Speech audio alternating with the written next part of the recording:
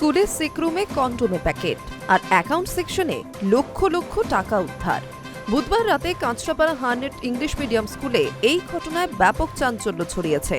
ঘটনায় কার্যত দায় ঝেড়ে ফেলেছেন স্কুলের প্রিন্সিপাল বিকাশ চন্দ্র পাল। তার দাবি, এপ্রিল মাস থেকে জমা থাকা অ্যাডমিশনের টাকা ব্যাংকে জমা দেওয়ার দায়িত্ব ছিল অ্যাকাউন্ট সেকশনের। টাকা কেন ব্যাংকে জমা পড়েনি তার জবাবও তাদের কাছেই রয়েছে। প্রিন্সিপাল জানিয়েছেন, স্কুলের অ্যাডমিশনের টাকা অ্যাকাউন্ট সেকশনে জমা ছিল, সেই টাকা ব্যাংকে জমা দেওয়ার দায়িত্ব ছিল ওই বিভাগের। পুরো বিষয়টি তারাই দেখত। উদ্ধার হওয়া নগদ অর্থের বিষয়ে প্রয়োজনীয় তদন্ত হোক বলেও দাবি করেন তিনি। স্কুলের সিকরুমের আলমারি থেকে কন্ডোম উদ্ধারের ঘটনাও স্বীকার করেছেন প্রিন্সিপাল। তবে কিভাবে তা সেখানে এলো সেই বিষয়ে তিনি কিছুই জানেন না বলে দাবি করেছেন। ঘটনাকে কেন্দ্র করে রাজনৈতিক চাপানুতোর শুরু হয়েছে। বীজপুরের বিধায়ক সুদীপ্ত দাস দাবি করেছেন, একটি প্যাকেট থেকেই 26 লক্ষ টাকা উদ্ধার হয়েছে।